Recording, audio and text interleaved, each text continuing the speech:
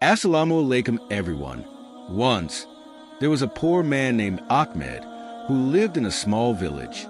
Though he had little, he was known for his generosity and kind heart.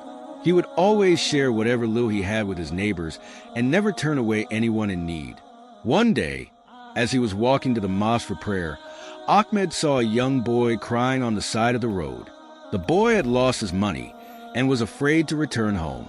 Ahmed, though he had only a few coins left for his own meal, handed the boy all the money he had and said, "Don't worry, Allah will provide for me." The boy smiled and thanked him before running home. Ahmed continued to the mosque, trusting in Allah's mercy. Later that evening, as Ahmed sat down with nothing to eat, a knock came at his door.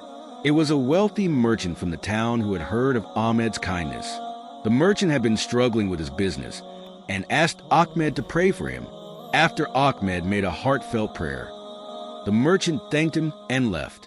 The next morning, the merchant returned with good news. His business had prospered overnight. Grateful for Ahmed's prayer, he brought food, clothes, and enough money to support Ahmed for years to come. Ahmed smiled, knowing that Allah rewards those who are kind and trust in His plan. The lesson of this story reminds us of the Hadith.